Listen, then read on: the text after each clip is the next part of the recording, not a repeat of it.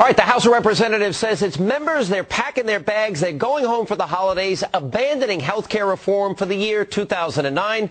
Nonetheless, the Senate continues to push on, full steam ahead, vowing to pass a bill before Christmas. But what's the rush? One of the most important issues of our lifetime, you'd think our lawmakers would want to take their time. Now, I've said that Democrats are rushing this through because they don't want this bill to see the light of day. And Senate Minority Leader Mitch McConnell, he made that very point on the Senate floor earlier today. It stands to reason that we would devote significant time and attention to it. Indeed, some would argue that we should spend more time and attention on this bill than most, if not every, previous bill we've considered. The majority obviously disagrees. Why? Because this bill has become a political nightmare, a literal political nightmare for them. And as health care continues to tank in the polls, Democrats do not seem to be getting the message that Americans may have just had enough.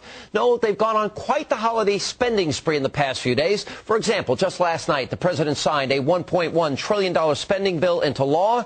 It is intended to jumpstart the economy and stimulate the job market. Now, I thought the stimulus was supposed to do that. Oh, and then there's the issue of the national debt. The Democrats seem blind to the perils of that, too. In fact, the House yesterday passed legislation allowing the federal government to raise the debt ceiling $290 billion, all to finance its operation for just an extra 6 weeks. So when will this spending binge stop, and who's going to stop it? Joining me now with answers is former presidential candidate Mitt Romney. Governor, great to see you.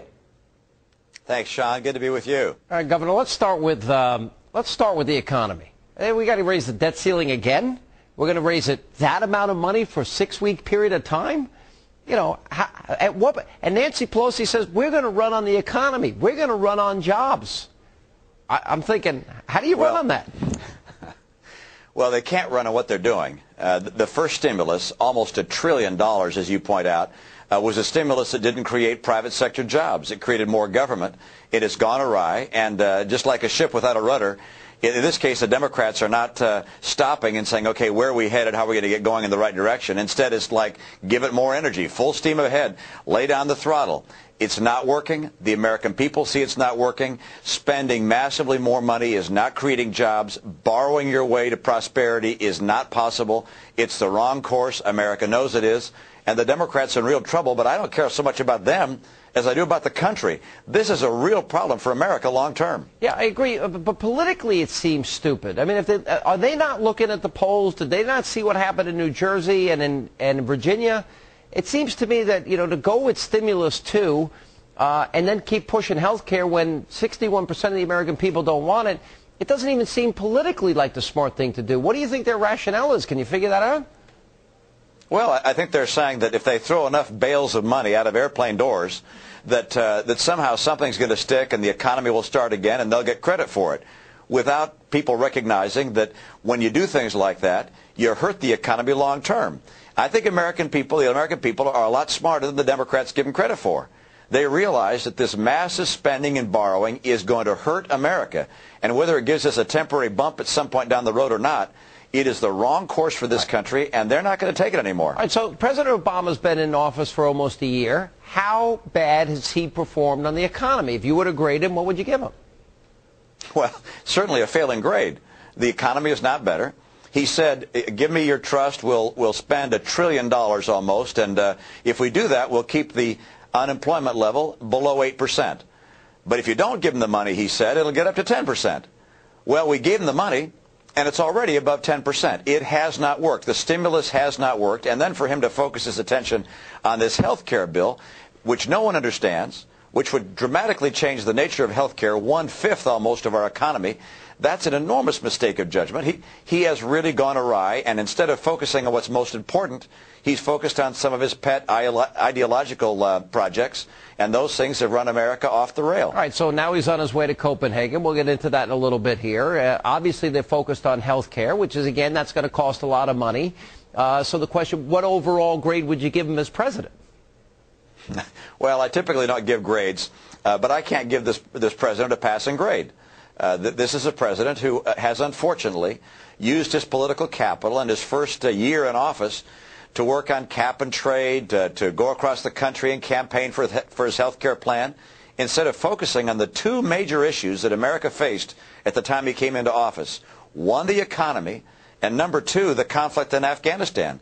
He got involved in these things way too late in the process, and now he's trying to catch up by throwing good money after bad. It's not going to work. It's the wrong thing for the country. Well, all right, so as you analyze the health care bill, where do you see it? You got Ben Nelson now saying he doesn't think he can support this bill. I'm not so sure that there's going to be any moderate Democrat that opposes it. Dick Durbin, in a very candid moment, actually said that he doesn't know what's in the bill. So if he doesn't know what's in the bill, he's a leading ranking member of the Democratic Party in the Senate. How are the American people supposed to know what's in it? But from what you do know, what do you think of it? Well, it's really hard to know what this bill is all about. Sean, you recognize that. It changes every day. It's going to go into conference committee and get completely rewritten at that point. They're going to try and come out with something because they figure that anything is better than nothing. I don't think that's right. Health care is way too important in this country to rush something through that virtually no one has read, that the American people have not had the opportunity to understand and thoroughly vet. That's the wrong way to go, and I think Americans will be very, very angry if they try and push something like this through.